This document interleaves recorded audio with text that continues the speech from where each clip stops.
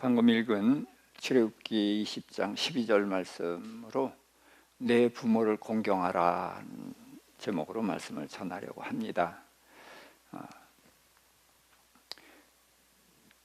다시 한번 우리 봉독해 볼까요? 출애굽기 20장 12절 내 부모를 공경하라. 그리하면 내 하나님 여호와가 내게 준 땅에서 내 생명이 길리라. 아멘.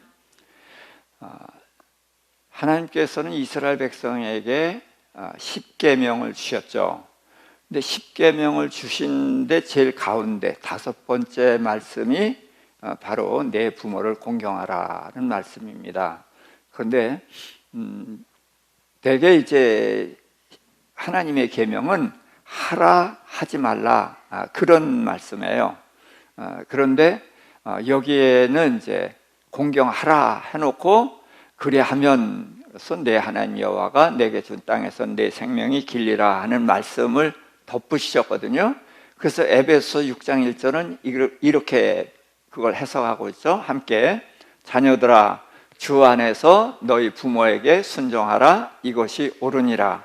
내 아버지와 어머니를 공경하라. 이것은 약속이 있는 첫 계명이니 이로써 내가 잘되고 땅에서 장수하리라. 아멘. 10계명은 국가로 말하면은 헌법과 같은 법이에요.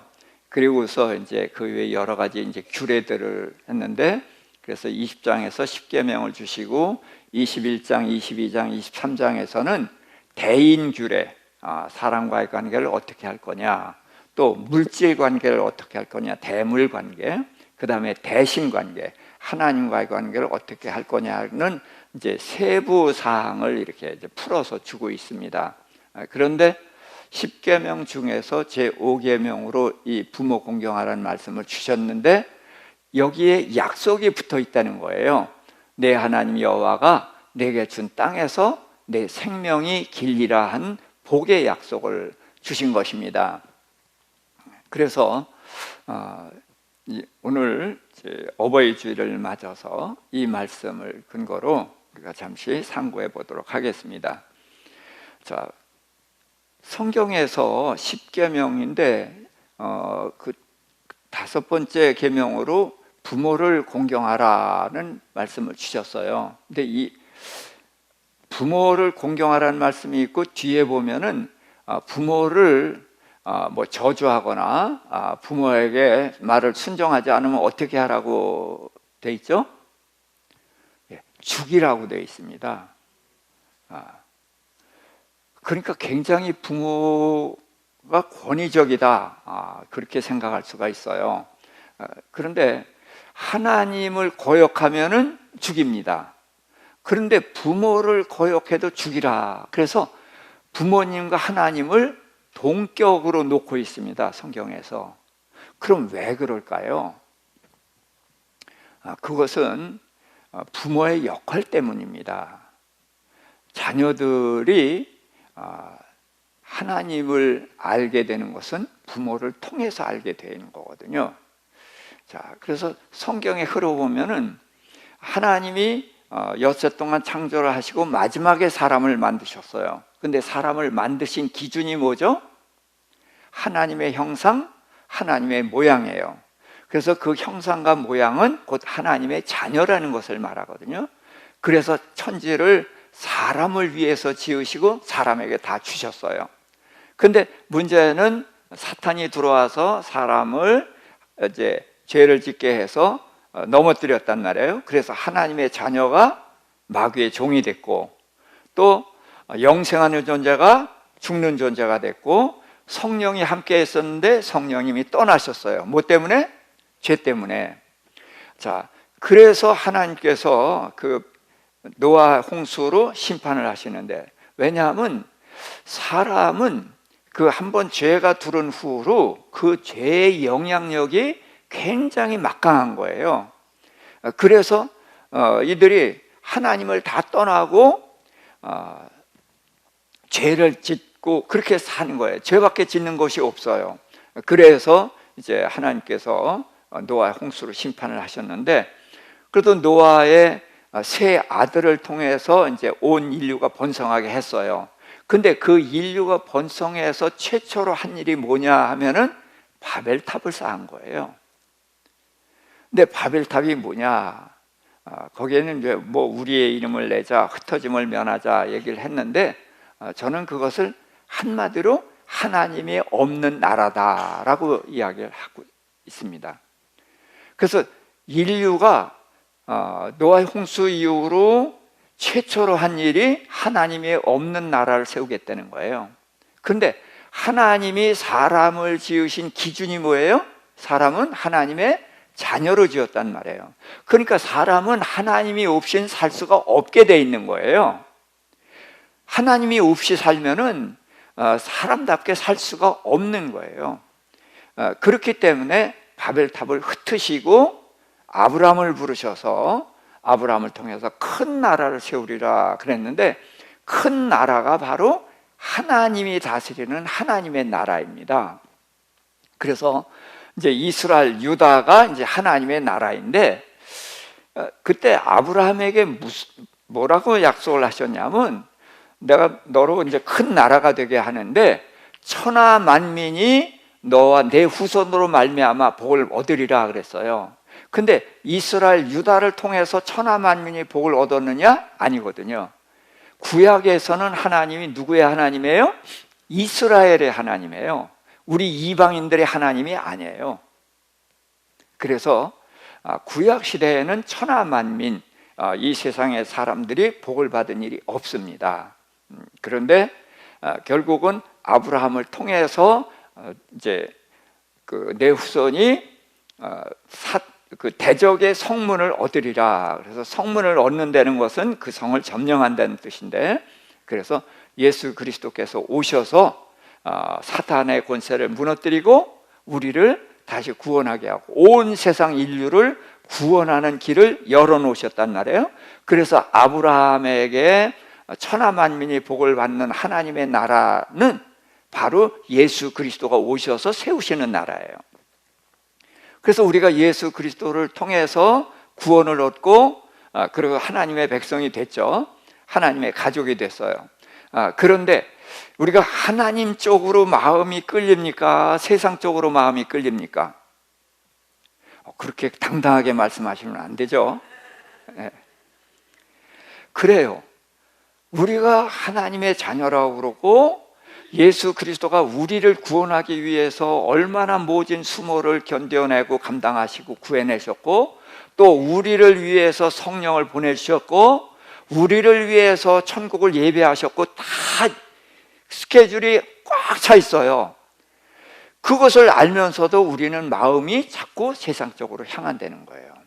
그것이 바로 이제 우리의 그 죄의 속성인데, 그래서 우리는 이렇게 끊임없이 하나님을 향하지 않게 되면은 자꾸 세상적으로 기울어지게 된다. 그래서 예수 그리스도로 인해서 하늘나라가 시작이 되면서 사도 바울만 전한 게 아니라 다른 사람도 많이 전했지만 1차, 2차, 3차 해가지고 온 아시아가 우리가 사는 아시아가 아닙니다. 그리고 이제 유럽 지역과 로마, 그래서 유럽 지역의 복음을 다 전했어요. 자, 그런데 지금 우리가 성지순례를 간다고 가보면은 뭐만 있습니까? 교회가 있던 흔적만 있어요. 그 후손들이 지금 그 교회를 지키고 있냐면 아니에요. 전부 흔적만 있어요. 그리고 영국이 이제 신앙의 본산이라고 할 수가 있는데, 영국에 가보면은 이 예배당이 다 있죠. 근데 많은 예배당이 이미 그 이슬람 사원으로 바뀌었고 아니면 술집이 됐고, 그리고 예배당이 남아있는 데는 우리같이 할아버지 할머니들만 한 20명 안팎이 앉아서 예배 드리는 게 지금 영국의 현실이에요. 왜 2000년 동안 그렇게 복음이 전파됐는데 그렇게 다 무너지고 이슬람 국가가 돼버렸을까요? 그리고 미국도 지금 기독교 국가이지만 대통령이 성경에다가 손을 얹고 선서를 하는 나라이고 목사가 축복 기도를 해주는 나라이지만 기독교가 무너져 가고 있고요. 또 대한민국도 기독교 국가나 다름없이 그렇게 세워진 나라인데 지금 쇠락해 가고 있죠. 그래서 대학생 중에 기독교인이 2%가 안 된답니다. 그럼 어떻게 된 거예요? 다음 때가 끊어져 가고 있습니다. 그럼 이런 현상이 왜 올까요? 그런데 유대인들을 보자고요. 유대인들은 이제 주후 70년에 예루살렘 완전히 멸망하면서 유대인들이 온 세상으로 흩어졌단 말이죠. 흩어져서 그들은 많은 핍박을 받아왔어요. 이슬람에게 핍박을 받고 기독교인들에게 핍박을 받고 그렇게 핍박을 받았어요. 근데 그들은 우리가 교회로 모이는 것처럼 그들은 회당에 모였습니다. 그런데 그런 회당도 모일 수 없을 정도로 많은 어려움을 겪고 그래서 계속 끊임없이 도망 다녔어요. 그래서 유대인들은 부동산을 안 갖고 그래서 이제 금융이 발전한 게 이스라엘 사람 때문이다, 유대인 때문이다 그렇게 말하고 그러는데 그렇게 쫓겨다니는 그들은 2000년이 지나도록 유대교라고 그냥 하죠. 그렇게 그들이 신앙을 유지해 왔다는 겁니다. 얼마 안 되는 사람들이. 그럼 그것이 뭘까요? 그래서 저는 그것이 가정이라고 생각을 합니다. 우리가 신앙이 무너진 것은 뭐냐? 가정이 신앙의 공동체 노릇을 제대로 못했다는 거예요. 그래서 우리 자녀의 교육을 어디다 맡깁니까? 교육은 학교에다 맡기고 신앙은 교회에다 맡기죠. 그래서 가정에서 신앙을 전수하는 일이 이제는 사라져가고 있단 말이에요. 그래서 부모는 열심히 신앙생활을 하지만 자녀는 이제 다음 세대가 아닌 다른 세대가 돼가고 있거든요. 자, 이런 현상이 다 뭐냐? 저는 가정의 문제다라고 생각을 합니다. 그래서 5월 가정의 달이고 오늘은 이제 어버이 주일로 지키는데 내 부모를 공경하라. 그것이 하나님의 명령입니다. 그런데 이 부모를 공경하되 어떻게 공경하냐? 하나님과 같은 수준으로 공경하라는 거예요. 그래서 하나님께 범죄하면 죽는 것처럼 부모에게 범죄하면 죽는다. 그 정도로 강하게 말씀을 하시거든요. 왜 그러느냐? 하나님의 나라는 하나님을 믿는 나라죠. 신앙의 나라입니다. 근데 이 신앙은 사람을 통해서 전수받아요. 근데 누구를 통해서 전수받느냐? 부모를 통해서 전수를 받는 것입니다. 그래서 유대인들은 부모를 통해서 신앙을 전수해왔고 그래서 그들은 혹독한 고난 속에서도 그 신앙을 유지해 왔습니다. 그런데 그들이 갖는 신앙은 여호와 하나님이고 이 세상의 복을 받는 신앙이지 천국은 막혀있는 신앙이에요. 그런데 우리는 천국을 가는 신앙임에도 불구하고 왜 이렇게 무기력하게 무너져 가고 있는가?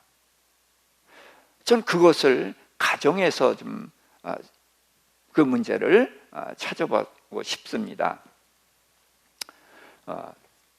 자, 내 부모를 공경하라. 그리하면 내 하나님 여호와가 내게 준 땅에서 내 생명이 길리라. 그랬는데 지금 자녀들이 부모를 공경하나요? 예, 자녀들의 부모를 공경 안 해요. 핸드폰에 부모의 이름이 뭐라고 써 있는지 아셔요? 예, 모르셔야 돼요. 알면 큰일 나요. 부모가 괴물이에요. 저도 아직 못 봤습니다. 듣기만 했지. 그러니까 부모가 공경받아요? 못 받고 있어요. 공경받는 것, 못 받는 것이 문제가 아니라 멸시받고 있다는 거예요, 부모가. 그럼 왜 그럴까요? 자, 에베소 6장 4절에 부모에게 주신 말씀이 있습니다. 함께. 또 아비들아 너희 자녀를 노엽게 하지 말고 오직 주의 교훈과 훈계로 양육하라. 아멘. 자, 우리가 자녀를 지금 노엽게 합니까? 노엽게 한다는 것은 자녀들 섭섭하게 하고 자녀들을 사랑하지 않는다. 좀 그 말은 조금 이상합니다만은 자녀가 느끼지 못하게 사랑을 한다고 할 수가 있고요. 감정을 존중해 주지 않을 때에 사랑받지 못했다는 생각을 하게 됩니다. 그런데 지금 시대의 부모처럼 자녀를 사랑하는 부모가 없습니다. 그렇죠? 모든 것을 다 자녀를 위해서 해요. 그런데 왜 자녀들이 부모의 신앙을 물려받지도 못하고 더군다나 그렇게까지 자녀를 사랑하는 부모를 괴물 취급을 할까요? 그것은 바로 그 다음을 우리가 놓쳤기 때문입니다. 그 다음에 뭐라고 되어 있습니까? 오직 주의 교훈과 훈계로 양육하라. 우리가 자녀를 사랑은 합니다. 열심히 사랑하고 정말 다른 부모에게 뒤지지 않게 자녀를 위해 무엇이든지 다 해주려고 합니다. 그런데 그렇게 사랑을 하되 주의 교훈과 훈계로 양육하라는 그것을 우리가 놓치고 있었다는 거예요. 그래서 학교 교육에다가 자녀들 맡겼고 또 우리가 자녀들 교육에 열심을 내지만 그 열심이 뭐예요? 신앙교육이 아니라 대학 진학하는, 서울대 가는, 또 좋은 직장 갖는 그것을 목표로 해서 우리가 자녀를 양육했기 때문에 우리가 괴물이 돼버린 것이고요. 자녀들에게 멸시를 당하는 위치에 있는 것이다. 좀 그렇게 생각을 합니다. 자, 실례로 사무엘하서 14장 23절 24절입니다. 요압이 일어나 구슬로 가서 압살롬을 데리고 예루살렘으로 오니 다윗 왕이 이르되 그를 그의 집으로 물러가게 하며 내 얼굴을 볼 수 없게 하라 하며 압살롬이 집으로 돌아가고 왕의 얼굴을 보지 못하니라. 아멘. 자, 이 압살롬은 다윗의 셋째 아들입니다. 근데 첫째 아들이 그 압살롬의 누이를 겁탈을 했어요. 그러고서 그냥 내보냈습니다. 그런데 아버지가 화를 내고서 아무런 징계를 안 했어요. 그러니까 압살롬이 이제 딱 알아보고 시방은 가만히 있어라. 그러고서 2년을 가만히 있었어요. 근데 아버지가 징계를 안 하니까 압살롬이 그 형을 죽이죠. 죽이고서 이제 도망가 있었어요. 그런데 이제 다윗은 자식을 끔찍이 사랑하는 사람입니다. 그래서 다윗처럼 자식을 사랑하는 사람이 없어요. 그런데 자식을 사랑하는 것은 우리 부모와 이제 비슷한 수준입니다. 그런데 다윗은 하나님께 충성하고 훌륭한 왕노릇하고 다 했는데 자식들을 끔찍이 사랑하면서도 자식을 주의 교훈과 훈계로 양육하는 일을 안 했어요. 그래서 첫째 아들이 왜 죽었냐? 첫째 아들에게 내가 왜 그리하였느냐 하고 책망한 일이 한 번도 없어요. 그럼 큰아들은 책망받을 일을 한 번도 저지르지 않았을까요? 아니에요. 아들을 끔찍이 사랑하니까 책망을 안 한 거예요. 그러니까 책망을 안 하니까 나를 다듬을 시간이 없었어요. 그래서 교훈과 훈계로 양육받지 못했으니까 자기 감정대로. 암논은 감정적인 사람이거든요. 그러니까 다말을 사랑하는 마음이 감정이 생긴 거예요. 그럼 감정이 생겼어도 나는 결혼해서 아내가 있고 누이 동생이에요. 그러면은 내가 그걸 절제해야죠. 그래서 주의 교훈과 훈계로 양육을 받았으면은 자기를 다스려야 되는데 그런 교육을 안 받은 거예요. 그러니까 옆에 또 그렇게 악한 친구가 있어서 야 이렇게 하면 돼. 그랬더니 데려다가 겁탈을 한 거예요. 그러고서는 사랑했던 마음이 미운 마음으로 확 바뀌어버린 거예요. 사단이 역사를 한 겁니다. 그랬더니 내쫓아 버린 거죠. 그러니까 그런 사람이 교훈과 훈계로 양육받지 못한 행동을 했기 때문에 죽은 거예요. 그런데 이제 압살롬이 이제 죽이고 갔는데, 다윗은 그 압살롬이 또 사랑스러우니까 보고 싶은데 살인자를 데려올 수가 없단 말이죠. 그러니까 요압 장군이 그 왕의 눈치를 채고 설득을 해서 데리고 왔어요. 그런데 내 얼굴을 볼 수 없게 하라. 그래서 3년 만에 아버지한테 돌아왔는데 안 보는 벌을 준 거예요. 근데 성경에 이런 벌을 주라는 말씀이 없어요. 그런데 아버지들께 여쭙겠는데, 이런 벌 주신 적 있으시죠? 제가 이런 벌을 줬습니다. 근데 이 벌은 절대로 줘서는 안 되는 거예요.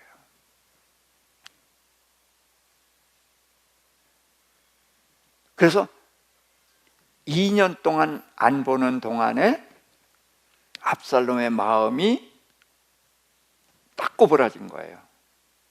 그래가지고 어떻게 했느냐? 나중에 이제 아버지랑 화해를 했지만 마음이 딱 구부러졌어요. 그래서 4년 동안 반역을 준비해가지고 반역을 일으켰단 말이에요. 그런데 결국은 반역을 일으켰지만 하나님이 막으신단 말이에요. 그래서 이스라엘, 남쪽 유다에서는 그 자식이 반역을 일으키고 그런 일이 없어요. 그런데 유일하게 이제 그런 일이 있었는데, 그 어머니가 누구냐? 이방 여자예요. 그러니까 어머니의 영향을 받아서 그랬던 거죠. 그러니까 주의 교양과 훈계로 양육받지 못했기 때문에 결국 죽게 되는데, 18장 9절입니다. 압살롬이 노새를 탔는데 그 노새가 큰 상수리 나무 번성한 가지 아래로 지나갈 때에 압살롬의 머리가 상수리 나무에 걸림에 그가 공중과 그 땅 사이에 달리고 그가 탔던 노새는 그 아래로 빠져나간지라. 아멘. 자, 성경에 압살롬의 머리가 숱이 많아가지고 이 숱을 해마다 솎아냈다는 기록이 있어요. 참 이상하죠? 성경에 얼마나 쓸 게 없으면 머리 솎아낸 것까지 다 써요? 그런데 그게 그런 뜻이 아니라 압살롬의 머리는 그렇게 탁월하다는 거예요. 그래서 압살롬이 반역을 일으켰다 그랬더니 천하의 용사 중에 용사 다윗이 뭐라고 하냐 아세요? 빨리 도망가자, 빨리 도망가자. 우리가 그랬잖아요. 압살롬의 사람은 다 죽어, 빨리빨리. 그렇게 도망을 가자고 그러는 거예요. 왜? 압살롬을 알거든요. 얘는 마음 먹었다 하면은 반드시 이루고 완벽하게 하는 놈이란 말이에요. 근데 그 탁월한 머리를 가지고 아버지한테 복수한 거예요. 근데 성경은 뭐라고 그랬어요? 내 부모를 공경하라. 자, 다윗이 섭섭하게 했어요. 그래도 부모는 공경해야 되는 거예요. 그런데 그가 어떻게 했는가? 반역을 일으켰는데 전쟁터에서 이 나무 밑을 지나다가 그 가지에 머리가 끼인 거예요. 그래서 다릉다릉 매달리게 됐고, 그래서 죽임을 당하거든요. 그러니까 압살롬은 왜 죽어요? 자기의 머리를 의지해서 죽어요. 사람은 누굴 의지해야 돼요? 하나님을 의지해야 돼요. 그래서 하나님 말씀대로 부모를 공경해야 돼요. 그런데 압살롬은 그렇게 하지 않았기 때문에 그는 이렇게 그 머리 때문에 죽게 되는 것이죠. 자, 사무엘상 2장 22절부터 좀 보겠습니다. 엘리가 그의 아들들이 행한 악한 일과 회막문에서 수종드는 여인들과 동침하였음을 듣고 너희가 어찌하여 이런 일을 하느냐? 내가 너희의 악행을 이 모든 백성에게서 듣노라. 내 아들들아, 그러하지 말라. 사람이 여호와께 범죄하면 누가 위하여 간구하겠느냐 하되 그들이 자기 아버지의 말을 듣지 아니하였으니 이는 여호와께서 그들을 죽이기로 뜻하셨음이더라. 자, 엘리 제사장이 눈이 멀어요. 성경에 눈먼 사람이 좀 나오는데 눈먼 사람은 육신의 눈이 멀은 경우이면서도 영적인 눈이 멀은 것을 나타내기도 합니다. 그래서 이삭 같은 경우는 하나님의 말씀에 눈이 어두웠던 거고요. 야곱은 육신의 눈은 얻었지만 영적으로 환히 보는 그런 사람이 됐던 것이고요. 여기 엘리 제사장은 자식 사랑에 눈먼 거예요. 자식이 잘못하면 어떻게 알았어요? 죽이라고 그러니까 죽이지 않아도 때려서라도 돌아오게 했어야죠. 그런데 그래 하면 안 된다, 그렇게 하지 말라, 이렇게 말로만 하다 보니까 그 아들을 죽게 한 거란 말이에요. 그러니까 주의 교훈과 훈계로 양육하지 못했기 때문에 이 두 아들이 죽게 된 것이고, 두 아들은 아버지의 말을 듣지 않기 때문에 하나님께서 죽이기로 작정을 하셨다는 거예요. 자, 그래서 4장 11절입니다. 하나님의 괴는 빼앗겼고 엘리의 두 아들 흠니와 비느하스는 죽임을 당하였더라. 그래서 한날에 두 아들이 죽임을 당하고 그 아버지는 그 소식을 듣고 몸이 비둔해서 넘어져 가지고 목이 부러져서 죽고, 또 태어난 아들은 그래서 하나님의 영광이 떠났다는 그런 불행한 이름을 갖게 되기도 합니다. 저는 부모가 잘하고 잘못하고 관계없이 자녀는 부모에게 순종하고 부모를 공경해야 된다, 성경이 그렇게 말하고 있다는 거예요. 왜냐? 부모는 온전하지 못합니다. 다윗 같은 사람도 그렇게 하나님이 칭찬한 왕임에도 불구하고 자식 교육에는 실패했어요. 그래서 넷째 아들 아도니아도 죽거든요. 그래서 부모가 설사 잘못하더라도 자식은 그 부모의 뜻에 순종하고 살아가야 되는 거예요. 그렇게 할 때에 하나님께서 그를 복을 주십니다. 저는 신앙생활을 삼각관계다, 그렇게 말씀을 드린 적이 있습니다. 이 세상에서 우리는 1대1의 관계를 가지고 살았어요. 그래서 저 사람이 나한테 잘해주면 나도 잘해주고, 저 사람이 나한테 잘못하면 나도 그렇게 하려고 하잖아요. 그런데 성경에서는 그가 나한테 해준 대로 갚으리라 하지 말라. 그러니까 그 사람과 나와 1대1의 관계가 아니라 어떤 관계예요? 삼각관계예요. 그래서 저 사람이 나한테 한 대로 내가 가면 이게 1대1의 관계예요. 그러나 하나님이 말씀하셨거든요. 그대로 하지 말라. 그래서 저 사람이 한 대로 하지 않아요. 그러면은 억울하죠. 그렇잖아요. 나는 손해보니까. 그러나 내가 하나님 때문에 손해를 보면 하나님께서 책임져 주시거든요. 보상해 주시거든요. 그래서 우리는 삼각관계의 삶을 살아가는 거예요.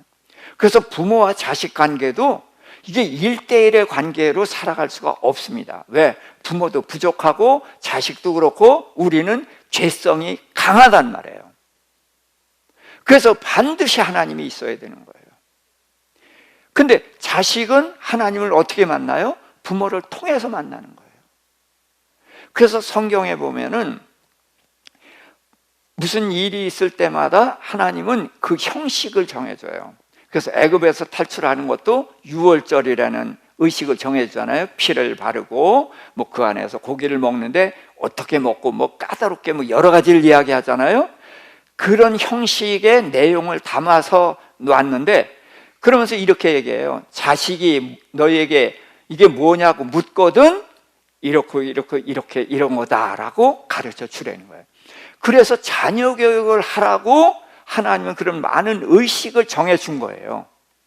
그래서 유대인들은 그런 의식을 전해줘서 자녀 교육을 재발을 한 겁니다. 근데 구약시대, 성경시대에는 이걸 재발을 못한 거예요.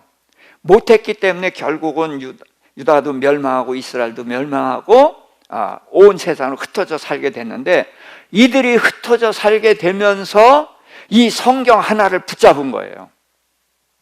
그러고서 이 성경으로 자녀들을 양육했기 때문에 그들은 천국은 허락받지 못해도 이 세상을 다 쥐고 흔드는 그런 사람이 됐죠.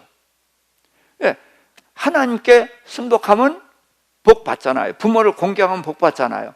이들은 부모를 통해서 하나님을 전수받아 왔다는 거예요.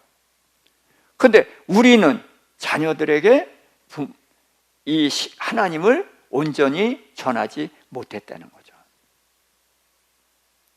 그래서 다음 세대가 끊어지고 다른 세대가 돼버렸어요.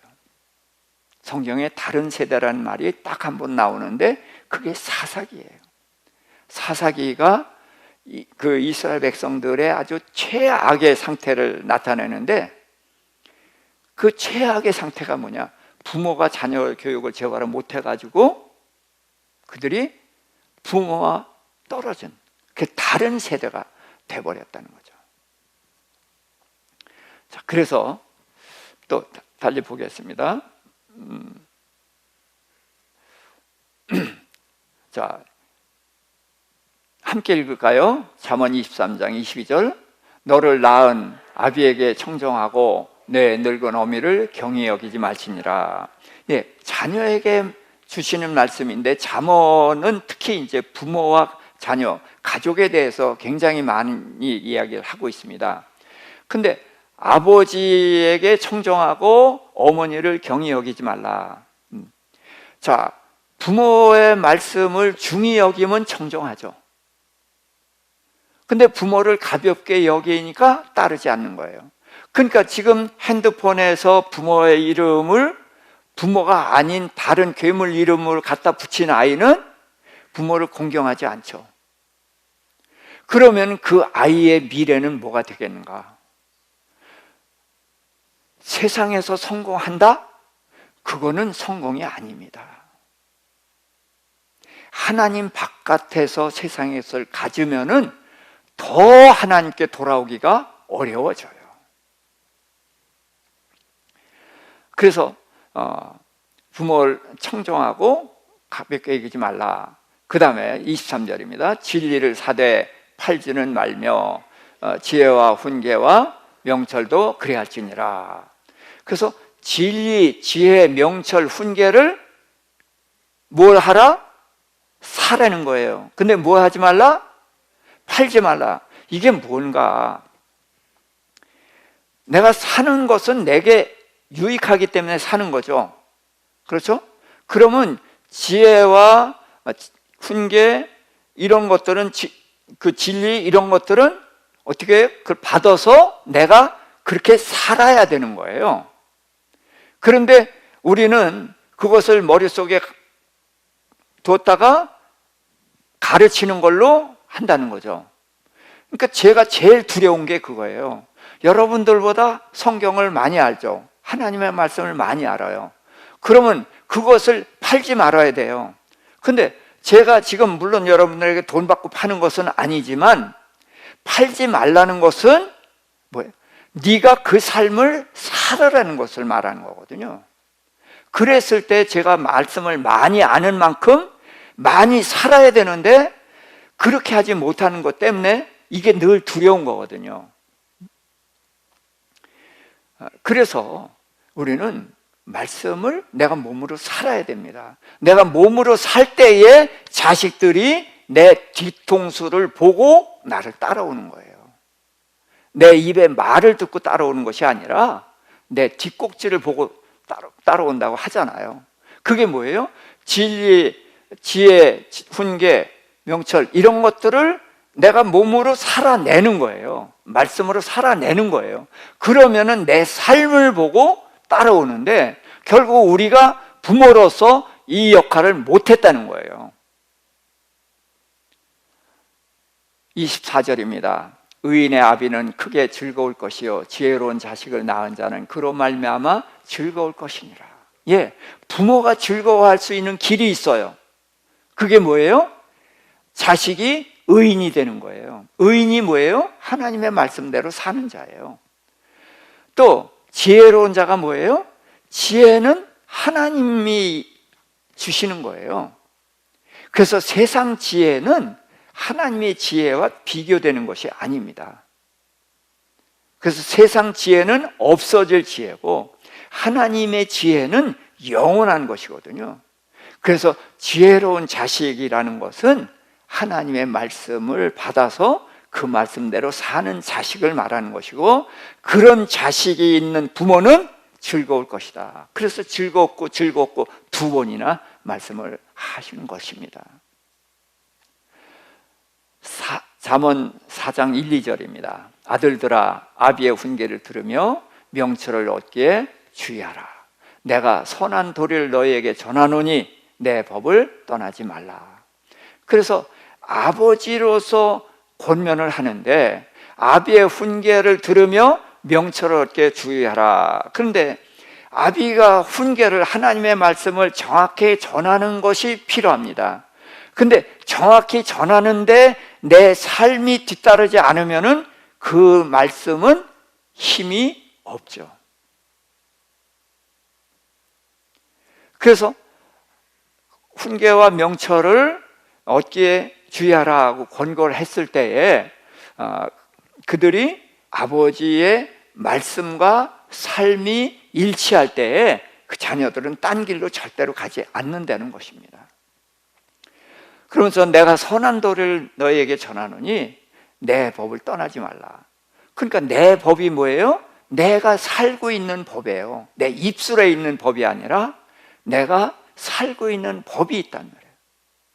그랬을 때에 그 아버지의 말은 권위가 있고 그 자식은 그 아버지의 말을 따르게 된다는 것이죠.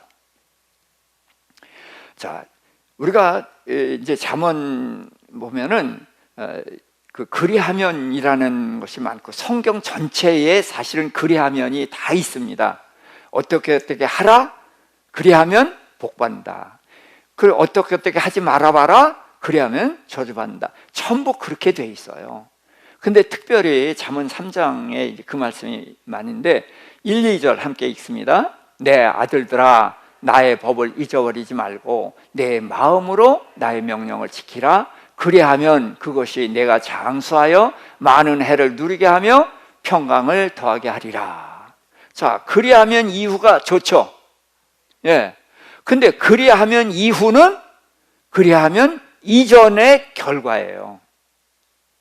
근데 우리는 이런 인과응보에 대한 것에 대한 개념이 굉장히 희박해져 있습니다.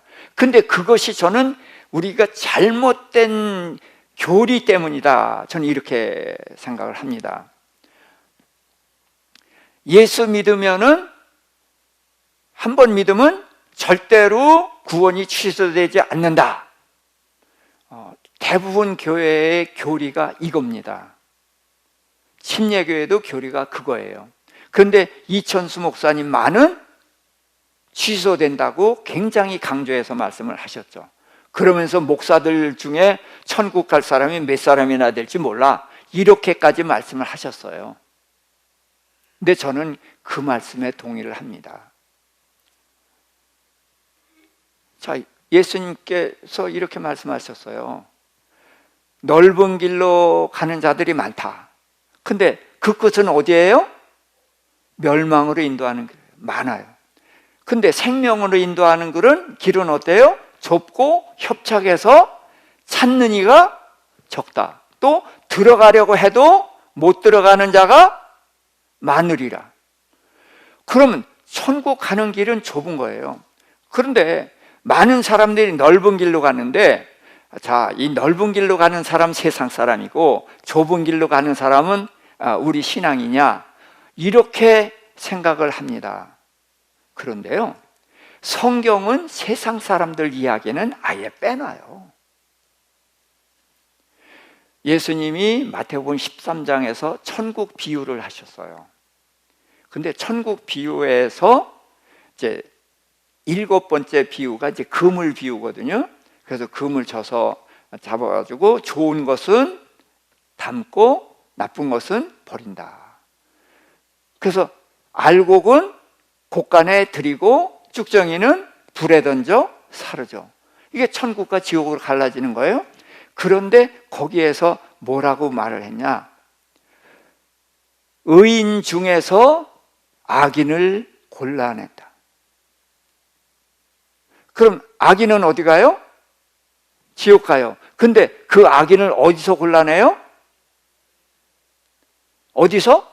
의인 중에서. 그럼 의인 중에서 무슨 악인이 있어요? 예수 그리스도를 믿으면은 죄인이 뭐가 돼요? 의인이 돼요. 그러니까 교회를 말하는 거예요. 교회 안에서 악인을 골라낸다는 거죠. 그럼 예수 안 믿은 사람이에요? 아니에요. 삶이 없는 사람을 말하는 거예요.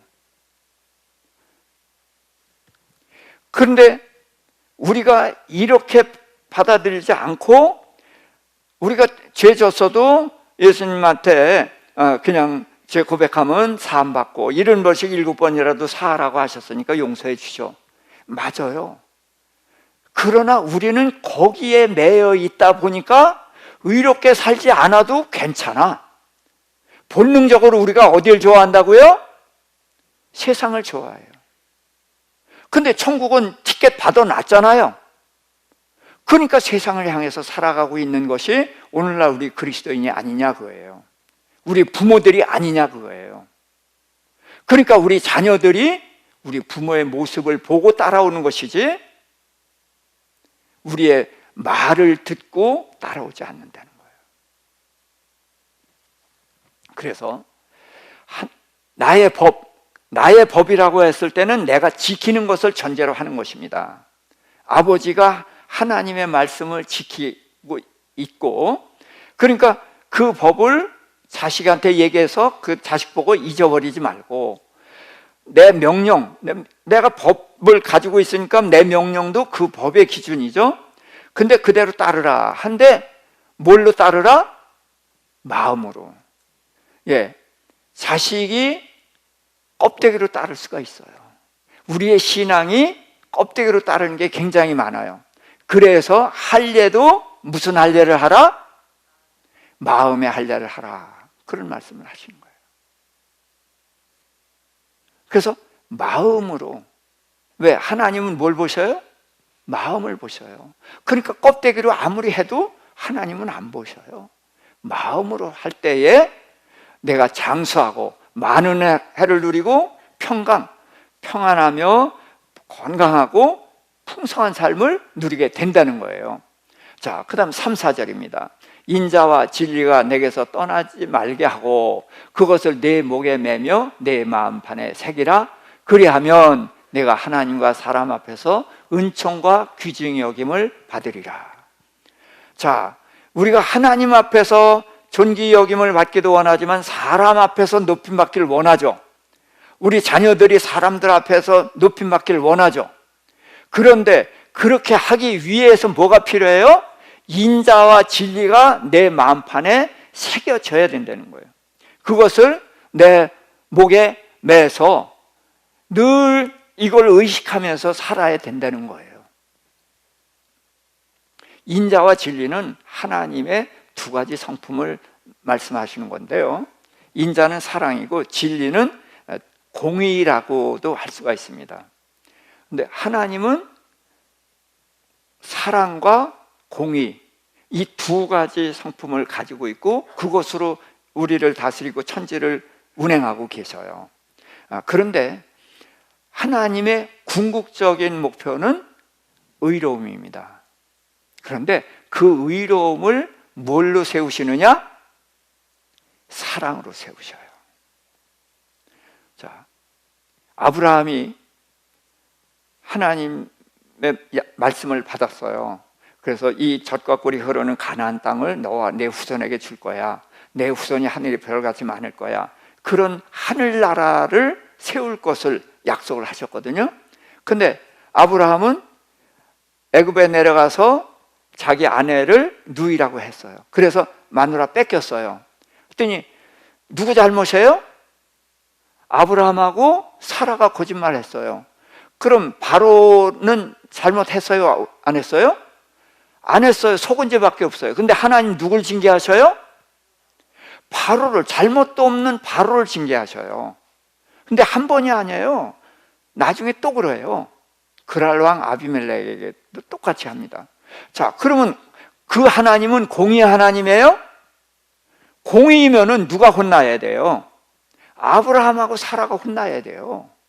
근데 잘못도 없는 바로를 혼내고 그랄 왕 아비멜렉을 징계하시는 이유가 뭐냐고요. 아브라함이 잘했을 때 상 주는 것은 내가 잘했으니까 상 받는 거니까 당연해요. 근데 지금 아브라함이 잘못했어요. 그럼 뭐 할 차례예요? 종아리 맞을 차례예요. 근데 종아리 맞을 때에 종아리를 안 때리고 엉뚱한 놈을 종아리를 때렸단 말이에요. 그러고선 품어줘요. 그럼 여기서 뭐가 나타나요? 사랑이 나타나는 거예요. 내가 잘했을 때 상 주는 것은 당연한 거예요. 근데 내가 잘못했는데도 불구하고 사랑해 주시니까 그 사랑이 나를 감동시키는 거예요. 하나님이 우리를 7번씩 7번째라도 용서하라고 하고 용서하시는 이유가 뭐냐? 그 사랑을 알게 하려고 하시는 거예요. 그런데 하나님이 그 사랑을 알게 하신 이유가 뭐냐? 나중에 아브라함 보고 이삭을 번제로 바치라고 해요. 근데 하나님께서 아브라함에게 이삭을 번제로 바치라고 그랬을 때 하나님이 다른 말씀 안 하셨거든요. 번제로 바치라고만 했어요. 근데 아브라함은 이삭을 번제로 바칠 생각을 안 해요. 왜? 하나님께서 내 후손이 하늘의 별 같으리라고 약속을 했는데 그 약속을 누구랑 맺었어요? 이삭이랑 언약을 맺었어요. 그럼 이삭이 죽으면은 내 후손이 하늘의 별 같으리라는 언약이 어떻게 돼요? 깨져요. 그러니까 이삭은 죽을 수 있어요, 없어요? 죽을 수 없어요. 그래서 안 죽는다고 생각을 한 거예요. 그런데 산 정상에 올라가서 양을 찾아봤더니 없어. 근데 이젠 죽이는 길밖에 없어요. 그러니까 할 수 없구나 해서 죽이는 게 아니에요. 이 하나님은 누구를 위한 하나님이에요? 누굴 사랑하셔요? 나를 사랑하셔요.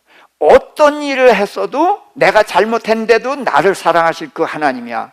근데 이삭을 죽이라고 하실 하나님, 내 사랑한 아들 뺏어가서 그 잡수실 하나님이 아니라는 걸 아는 거예요. 그리고 이 하나님은 약속을 지키죠. 그러니까 나를 사랑하시는 하나님께서 왜 이삭을 죽이라고 했을까? 그러다가 이 하나님은 절대로 나를 해칠 분이 아니야. 그런데 죽이라고 해. 그럼 죽이면 끝나는데 왜 죽이라고 할까? 그러다가 생각난 게 있어요. 99살 때 아들 준다 그랬더니 아브라함이 어떻게 했어요? 엎드려서 웃었죠. 너무 기뻐서 믿어지지 않아서. 왜? 불가능하거든. 우리 부부 생활 안 해요. 아내 생리 끝났어요. 애 못 낳아요. 그러니까 어이없어서 웃었어요.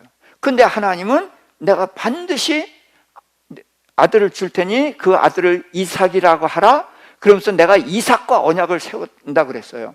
그러니까 이삭은 죽을 수 있어요, 없어요? 없어요. 그런데 죽이라고 해요. 그럼 죽이면 언약이 깨지는데 어떻게 죽이라고 하는가? 그러니까 이 하나님에 대한 신뢰가 있으니까 죽여도 언약이 이어져? 그랬을 때에 99살 때 생각한 거예요. 내 몸이 죽은 것 같죠? 생식 능력이 없으니까 죽은 것 같아요. 죽은 것 같은 몸에서 이삭이라는 생명체를 뽑아냈죠. 이게 죽은 것 같은 데서 뽑아낸 거예요. 근데 이번에는 하나님 이삭을 어떻게 하라? 죽이라. 그런데 하나님은 전능하신 하나님은 어떻게 한다? 죽였는데 이 시체 속에서 어떻게 해요? 다시 생명체를 끌어올려서 언약을 지키실 거다. 왜? 이 하나님은 누굴 사랑해? 나를 사랑해. 이 하나님은 나를 위한 약속을 하시고 이 약속을 반드시 지켜. 그 하나님의 사랑을 알았기 때문에 이삭을 죽이는 그런 믿음의 조상이 될 수가 있었던 거예요. 하나님이 우리를 용서하시는 이유는 바로 그거예요. 우리를 통해서 하나님의 이름이, 명예로운 이름이 드러나기를 원하는 거예요. 근데 우리가 하나님의 이름을 어떻게 해요? 더럽히고 있다는 거예요. 그래서 개독교가 됐고요. 또 우리 기독교인을 미워하긴 했어도 예수를 미워하는 사람은 없었어요. 근데 근자에는 예수를 미워하고 예수를 저주하는 사람까지 생겨났어요. 왜 그래요? 누구 때문에? 우리 때문에요. 우리가 그 정도로 삶이 없어요. 그러니까 자녀들을 교양과 훈계로 양육하려고 해도 우리가 지금 그렇게 살지 못하니까 말을 가르쳐도 힘이 없고, 그나마도 교회에다 맡기고 학교에다 맡기고 부모는 돈 벌어다가 먹이고 입히고 재우고 그것만 하고 있단 말이에요. 하수인 노릇, 하인 노릇만 하고 있는 거예요. 말씀을 정리하겠습니다. 우리는 말씀대로 살아야 됩니다. 하나님께서 우리에게 주신 그 엄청난 사랑을 기억하고, 그리고 우리가 그동안 많은 배반을 해드리고 부끄럽게 했음에도 불구하고 우리를 용서해 주셨어요. 이제는 그 사랑을 깨닫고 사랑 앞에 우리가 굴복하고 나 자신을 바꿔야 돼요. 이젠 말씀대로 사는 삶을 시작해야 돼요. 그것이 없이는 다음 세대가 세워질 수가 없습니다. 그래서 우리는 하나님의 말씀이 나의 법이 되어야 되고, 그것을 그대로 살아가는 자가 될 때에 우리 자식들은 우리의 삶의 모습을 보고 따라오게 될 것입니다. 그래서 인자와 진리가 내게서 떠나지 말게 하고, 그렇게 우리가 할 때에 자녀들이 그것을 배우고, 그렇게 되면 하나님과 사람들 앞에 존귀 여김을 받으리라. 우리가 3장 4절이 우리가 원하는 거잖아요. 우리가 그런 위치에 있고 우리의 자녀들이 이렇게 되길 원하잖아요. 그렇다면 우리는 하나님의 말씀대로 사는 삶을 시작해야 된다. 5절 6절입니다. 너는 마음을 다하여 여호와를 신뢰하고 내 명철을 의지하지 말라. 너는 범사의 그를 인정하라. 그리하면 내 길을 지도하시리라. 자, 이번에는 그리하면 이유가 너무 적어요. 그리고 그 위에가 많습니다. 근데 뭐가 많냐? 우리가 여호와를 신뢰하라는 거예요. 믿는 거예요. 그런데 뭘 다하냐? 마음을 다해서, 전심으로. 자, 우리가 여호와 믿자, 우리가 하나님 믿잖아요. 예수님 믿잖아요. 근데 그냥 믿는다는 거 말고 마음을 다하여, 우리 마음을 다하여서 예수님을 믿고 하나님을 믿게 되면은 우리가 그분의 말씀을 순종하면서 갈 수가 있죠. 그래서 마음을 다하라는 겁니다. 그 다음에 내 명철을 의지하지 말라. 자, 우리가 무슨 일이 있을 때에 하나님의 말씀을 따르지 않는 이유가 있어요. 그게 왜? 내 생각이 하나님의 생각보다 똑똑하다고 생각하기 때문에 그래요. 이렇게 말하면 아니라고 하지만, 우리가 하나님의 말씀을 순종하지 않고 선택하는 것은 이것이 하나님 말씀보다 내게 유리하다고 믿기 때문에 가는 거예요. 그게 내 명철을 의뢰하는 거예요. 그런데 내 명철을 의지한다는 것은 큰 착각이죠. 어떻게 하나님보다 내가 똑똑할 수가 있겠어요? 그러나 우리가 실제 삶에서는 내 명철을 의지할 때가 너무나 많다는 거예요. 그래서 마음으로 여호와를 신뢰하고 내 명철을 내려놓는 이 싸움을 시작해야 된다는 것입니다. 그리고 너는 범사의 그를 인정하라. 자, 우리는 교회 오면은 하나님을 인정하죠. 근데 문 밖에 나가면서부터 하나님 빠이빠이 한 사람들이 많아요. 근데 항상 기뻐하라, 쉬지 말고 기도하라, 범사에 감사하라. 이는 그리스도 예수 안에서 너희를 향하신 하나님의 뜻이니라. 그래서 항상 기뻐하고 범사에 감사하라는 거예요. 무슨 얘기냐? 그러면서 쉬지 말고 기도하라 그래요. 자, 우리가 어떻게 쉬지 않고 기도합니까? 그렇죠? 그런데 문제는 하나님은 항상 나와 함께 하시죠. 그렇죠? 맞죠? 하나님은 항상 나와 함께 하셔요. 근데 내가 하나님을 잊어버리고 있죠. 이 교회 안에서처럼 이렇게 하나님하고 마주 앉아 있으면 얼마나 좋겠어요. 근데 문 밖에 나가면서부터 우리는 하나님 빠이빠이 했단 말이에요. 공식적으로 인사는 안 했지만 등 졌잖아요. 그렇게 생각하잖아요. 그런데 범사에 그를 인정하라. 그게 뭐예요? 무슨 일이 있을 때마다 기도하라는 거예요. 내가 지금 내 명철을 의지하거나 내가 세상을 향했었는데 무슨 일이 생겼을 때 하나님께로 방향을 돌리라. 이게 쉬지 말고 기도하라는 거예요.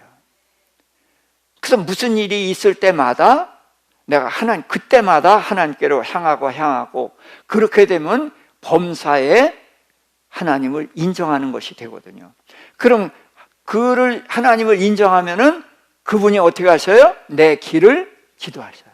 그러니까 내가 어떤 길로 가야 될지를 알게 해주신다는 거예요. 그래서 우리가 기도해서 하나님께서 응답을 해주시면 얼마나 좋겠어요. 근데 기도를 해도 하나님은 묵묵부답이시죠? 그러니까 기도 안 하게 돼요. 그런데 하나님께서 대답 없으셔도 내가 기도하고서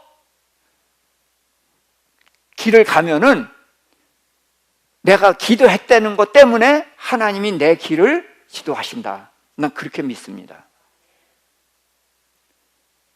그래서 우리는 마음을 다해서 하나님을 믿고 예수님을 믿는 거예요. 그리고 그거는 반대로 내 명철을 의지하지 않는 것입니다. 그래서 날마다 그런 선택을 하는 거예요. 그리고 또 범사에 그를 인정하라. 그래서 무슨 일이 있을 때마다 쉬지 않고 기도할 수는 없어요.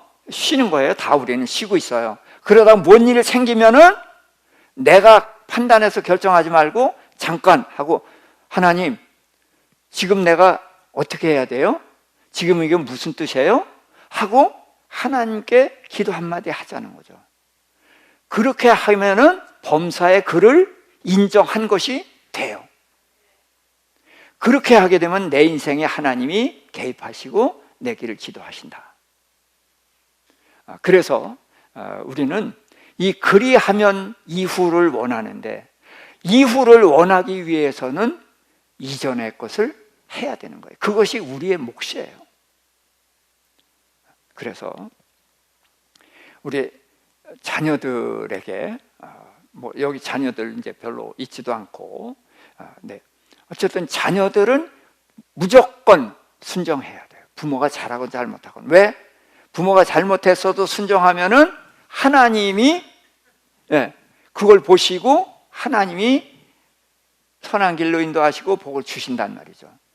또 우리가 다른 사람하고의 관계에서도 부모가 해야 될 일이 언제든지 하나님, 그렇게 해서 하나님과의 관계를 가져가게 되면은 우리의 삶을 하나님께서 인도하실 것이고 또 우리의 자녀들이 우리의 삶을 보고 그리고 바른 길로 가고 그래서 우리의 미래가 기쁨이 될 거다. 그래서 얘기했죠. 24절에 의인의 아비는 거기 같이 한번 읽을까요? 의인의 아비는 크게 즐거울 것이요 지혜로운 자식을 낳은 자는 그로 말미암아 즐거울 것이니라. 아멘. 기도하십시다.